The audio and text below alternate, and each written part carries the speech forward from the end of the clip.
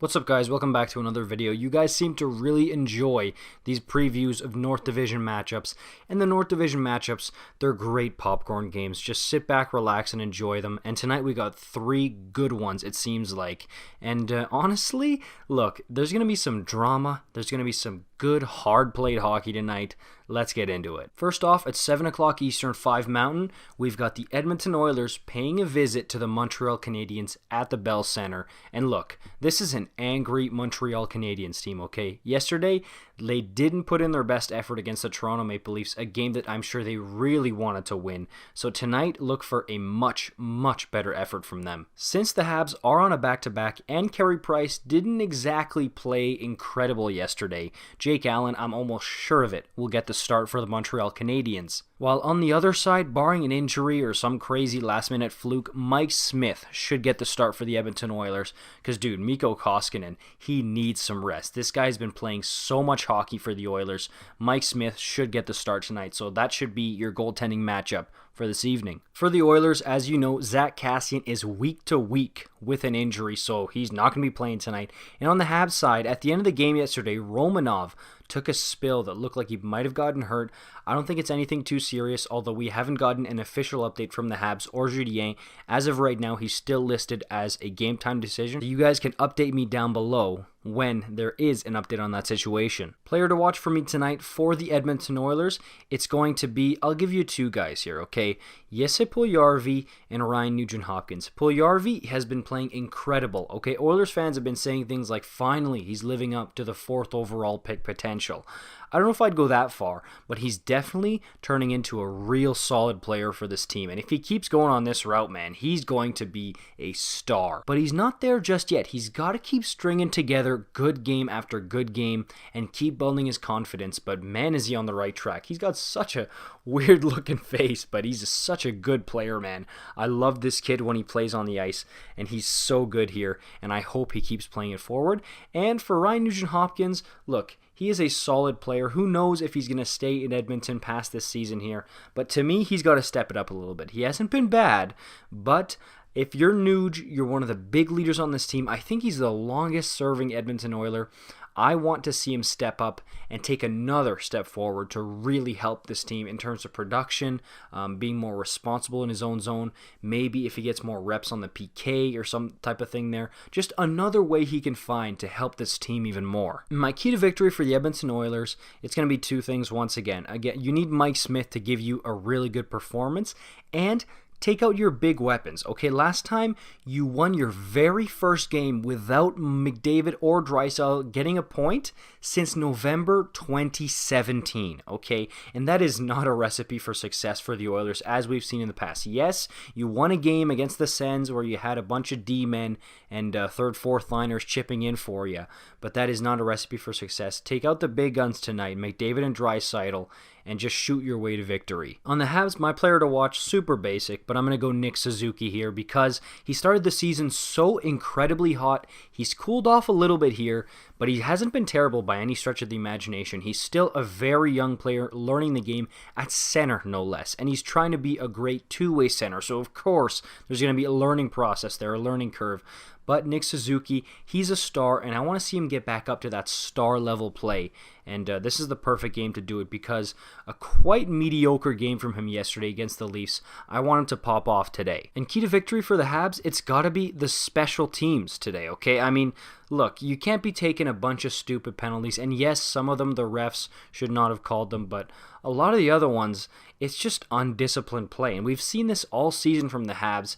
You got to score on your power plays when you get them, because look, you will get them, and you need to convert them. And try to stay out of the penalty box, but when you do get in there, make sure you get a good, solid penalty kill that can give your team momentum for the shifts after the PK. Next up at 6 o'clock Mountain, 8 o'clock Eastern, we've got the Ottawa Senators in Winnipeg to take on the Jets. Now, yes, for Pierre-Luc Dubois, it was a very modest, quiet debut for the Jets last game. I'm expecting him to really pop off tonight. at home. I know there's no fans, but I'm sure he wants to get himself involved. We've seen Laine. I know Laine got benched, but Laine's got a couple of goals with the Jackets. He's got his feet under him. Dubois is going to be looking to do the same thing here. You also want a guy like Blake Wheeler, your captain, who's had quite underwhelming start to the season, we'll say. We want him to really improve his play as well. Paul Maurice came out and defended him publicly, but it's time to really put your work boots on. Have some pride here, Blake, and go out and show everybody how great of a player you are. But those two guys are not my players to watch, okay? Of course, you want to watch Dubois in his home debut here. You want him to do something. And Wheeler, you want him to get off the schneid. But Nick Ehlers has been playing like an absolute superstar here lately. He's been great for the Jets this season. He's my player to watch because the speed, the skill, the hockey sense, it's all coming together this year for Nick Ehlers of the Jets. And look, he's not just looking good or even great. He's looking like a superstar. And I don't take that word lightly. That's what Nick Ehlers has looked like lately to me. He's the player to watch on the Winnipeg Jets, especially against a rocky Ottawa Senators defense. I'm looking at a guy like Ehlers to burn them with his speed. Key to victory for Winnipeg, turn it into a track meet, okay? Of course, I just alluded to it a little bit, but you can beat them with your speed and your size. So if you get physical with guys like Scheifele, Wheeler, Adam Lowry, okay, plus you get your speedsters like Ehlers, like Andrew Kopp, you're really going to be flying, and it's going to be overwhelming, too much for the Ottawa Senators to handle, and that's how you've won your games, on top of Connor Hellebuck being fabulous. For the Ottawa Senators, my player to watch, it's going to be Hudson Bacho, Thomas Chabot. He has been great. I know it hasn't really been showing up on the score sheet, but he's been fantastic. He's been carrying this whole Ottawa defense on his back for, maybe 2-3 years now, and he's been great both ends of the ice. He really needs to lead his team along with Brady Tkachuk, of course. Dude, you can put Tim Stützle here too. You want him to keep his hot play going. But to me, Thomas Chabot is the guy to watch because he does everything all over the ice. He really carries the mail for this Ottawa Senators team. And for me, the key to victory for the Ottawa Senators tonight, emotion. Okay, if this team plays with emotion, then they can beat a lot of good teams and catch them by surprise. But when they're getting beat and they start to kind of phone it in and, sulking a little bit, that's when they're going to lose, okay? You're looking at Högberg. That was some terrible goaltending. And Matt Murray was really good when he replaced Högberg in the middle of the last game against the Oilers. So yes, Matt Murray needs to play really well. But if this team's playing with emotion, Brady Tkachuk really stirring it up and everybody following his lead, that's when they're going to grease it out in the corners, win their puck battles, be hard on the forecheck, draw penalties, move their feet, that type of thing. And that's how you win hockey games. And then the nightcap at 8 o'clock Mountain, 10 o'clock Eastern, the Calgary Flames are in Vancouver to take on the lowly Canucks this year. Man, does this team look bad. Although they showed some fight last game they played against the Toronto Maple Leafs there. And maybe that's something to build on. And let's start on the Vancouver side of things. My player to watch is going to be JT Miller. This guy looks like a shell of his former self, of everything he did last year with the Canucks, where he looked like a complete all-star. This year, he does not look like that. He's not responsible in his own zone.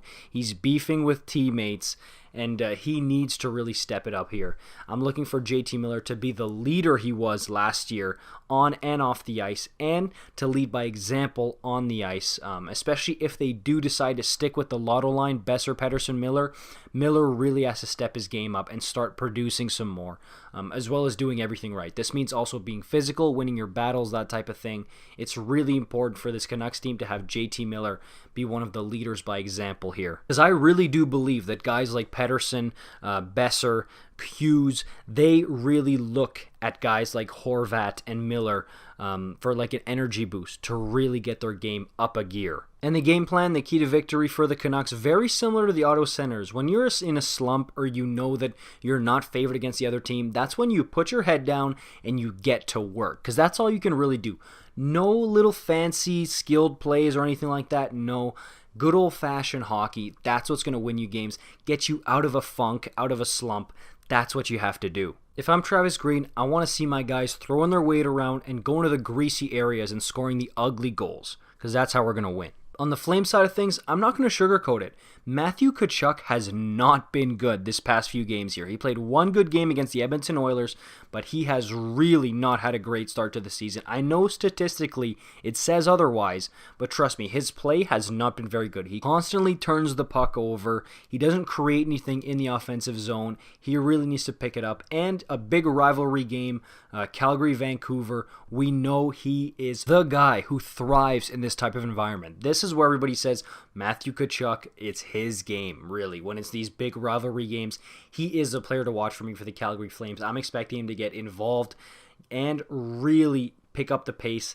And honestly, he's the heartbeat, the heart and soul of this Calgary Flames team. So if he goes in and really gives a boost of energy to his team, it'll run up and down the lineup. Everybody's going to follow his lead. And the key to victory for the Flames, play a full 60. For the love of God, I mean, how many times are you going to show up in the first period and then not show up for the rest of the game, or not show up in the first and then only show up in the third? You know, like, you got to put together a full 60 minutes, not just to get the win, but so you have something to build on for future games. So you're not coming out of it, even if you win, in the post-game interview saying, we won, but we played terrible, we got to be better than that. No, you really want to go in there from the opening whistle until the last whistle. You want to be engaged, ready to go, and put together a full 60 so your team can build confidence. All right, guys, that's going to do it for me on this one. Pretty long one here, eh? Almost 12 minutes I'm seeing here. But yeah, if you like this type of stuff, make sure you like this video, subscribe for more hockey content. See you in the next one.